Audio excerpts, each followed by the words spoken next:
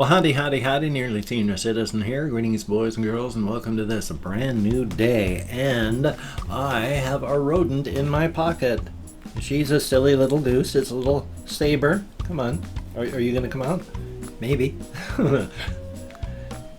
She was in her cage, of course, and I slid the lid back and looked inside, and she was staring back up at me. And so I made a little noise.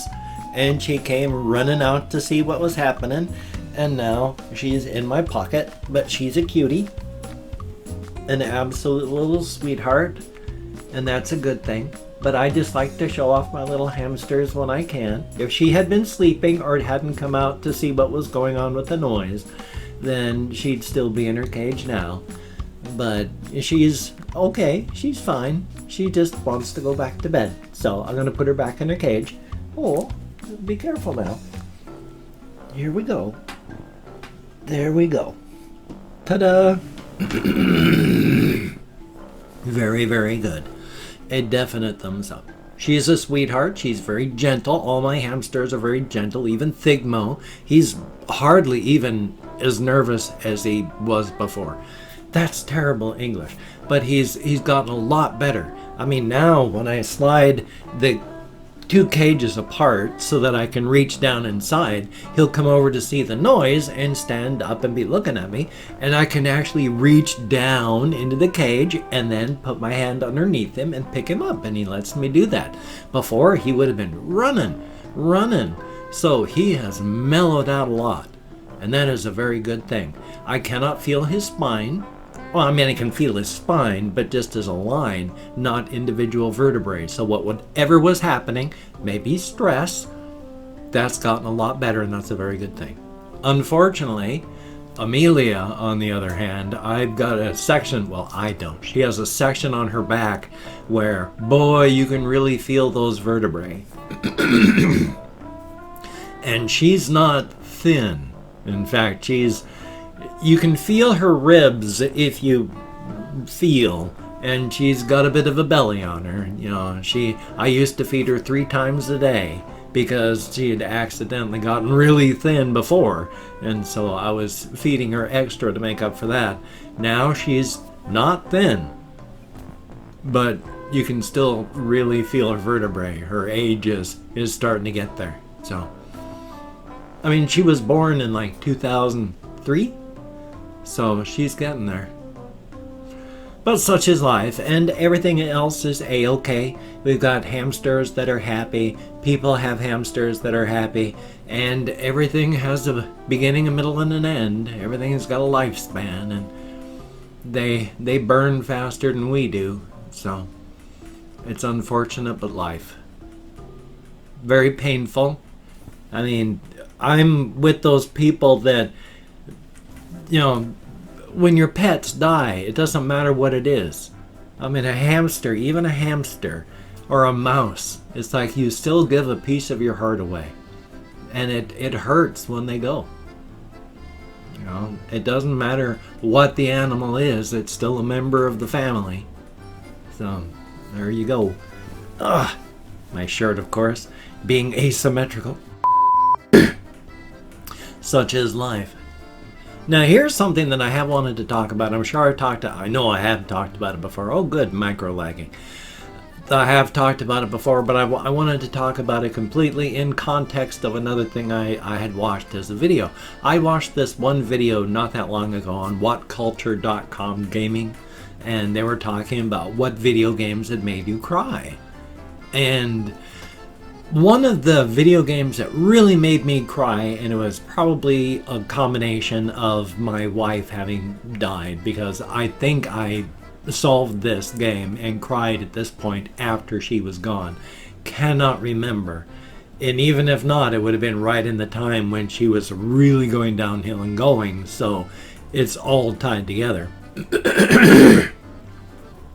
But in the game Morrowind, yes, it's the game Morrowind, there is one section of the game where you come across a bunch of mummified bodies of people who had been following that same path of prophecy and for whatever reason had wandered off and failed and When they died, their bodies were brought here, and you hear the stories from their ghosts. And at the end of that, I was just in tears. I was crying. And it wasn't so much the presentation of what was happening, because for the time, 2003, when the game came out, very primitive presentation. So the graphics are primitive for the time, and it's not the presentation, and it's not the story, because really it's a generic story, just of prophecy and a hero's tale, and it follows standard beats. But it wasn't so much that it was the game in that. It was the whole thing, because you could tie that to anything in the situation. Because your character is following a path of prophecy. But it's not a guarantee, because you come across all these other people that had also followed it, showing that just because you were the chosen one, the prophesied one, doesn't necessarily mean you are the prophesied one. You're following a path of prophecy, and as long as you continue to fulfill those beats of the prophecy, then you are the one. But if you wander off the path, like these people did, then you're gone. Your story is over. And it's generic enough and yet a strong enough thing that applies to almost anything. It applies to sports. You are on a path to prophecy. You're winning the tournament. But the tournament is littered with all those people who were also winning the tournament until they stopped winning. Just like you, who have been winning the tournament all this time. But like them, that can stop. So there is a path of prophecy, and as long as you fit the beats, you will be the one. But that applies with everything so much. It is kind of got me there with a bit of emotion. I think for me, it's one of those deeply human things that it makes me feel, because I recognize something and can see something. I'm really connected to something, because this is a beat that is stood, a story that has stood through time and again and again and again and again for reasons. It resonates. And it was just that. It just reached inside. And I was crying like a baby when that particular part of the story was done. Not so much, again, because of the actual story itself, but because that particular type of story beat has resonated throughout human history. And it just got hold of me and grabbed. Gave me a good shake. Very powerful. You should play the game all the way through if you have not. Yes, it's a lot of reading, very little voice acting, very primitive graphics, excellent for the time, but if you can get past all that, because gameplay always trumps graphics. And if you're one of those that's a graphics purist, then why are you even playing games? This is where the games are played. This stuff out here, that's just the visual metaphor so that you can get it going, so you can think about it. Graphical quality isn't important. As long as you can get the story told, then you've done your job. So thumbs up for that. That's why I can still play 1980s games and enjoy them. So thumbs up. There was some other stuff that I wanted to talk about. I can't remember what. I had to struggle and fight just to remember that, because once I turned the webcam on, then it was hard. I did go walkies last night, and in fact, not just a 6-mile walkies. There's an extra loop that I can make that I've talked about, where I go up on Olympic Highway North instead of just straight into downtown. Adds at least another mile on to the trip. So it was a good 7-mile round trip. And that was good. Now my knees were killing me. Hokey smokes, that was no fun at all. If I'm walking levelly, is that a word? If I'm walking on a level surface, then I can keep going, and while it's painful, it's okay because it's just mostly my hips, a little bit of bending knees, and ankle movement. But having to lift up a leg and then step up onto a sidewalk from the road, and holy smokes, it's like a blowtorch in each of my knees. And then having to come up my stairs, oh boy. That was actually the other thing I wanted to talk about. That reminded me having to talk about my stairs.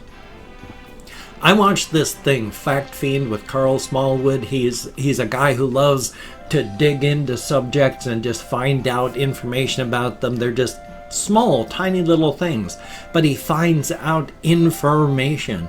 And the most dangerous part of any house, stairs, the stairwell. Stairs kill more people in the home than any other thing. Stairs are incredibly dangerous. You probably know somebody who has fallen up or down stairs and hurt themselves. I know people that have fallen up and down stairs and hurt themselves. I've almost died several times on stairs. So it's amazing. I mean, once when I was going upstairs in the mid-90s, got to the top of my stairwell, tipped too far backward, fell straight backward, stumbling, trying to catch myself. Luckily, there was something behind me so that when I hit that, I didn't hit my backside and then slam the back of my head into the ground.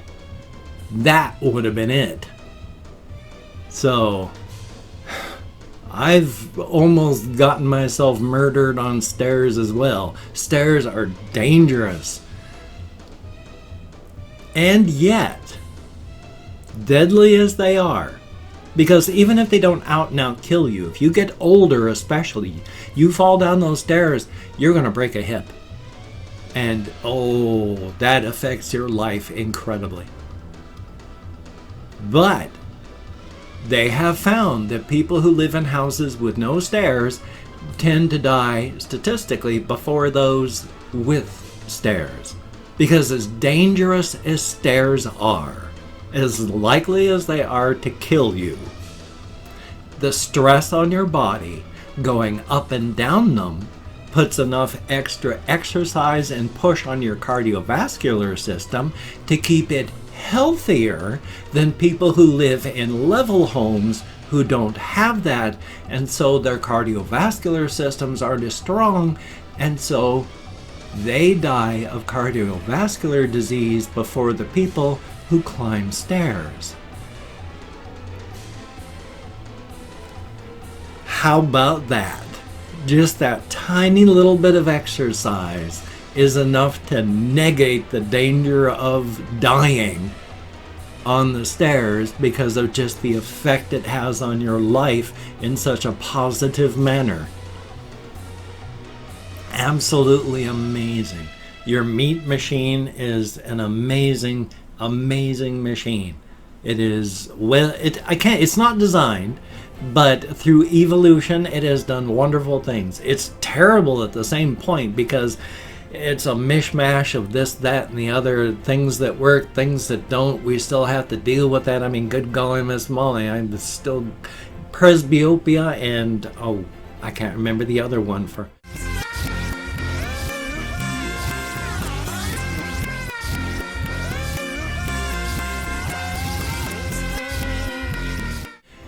nearsighted and farsightedness, they have found that people who tend to work close-up stuff, reading, writing, drawing, they tend to get nearsighted. Well, why are our eyes so prone to that? And then our nerves, as we've got all these weird pathways, and then there's your vagus nerve. Your vagus nerve, it runs from the back of your throat through your heart and down to your anus.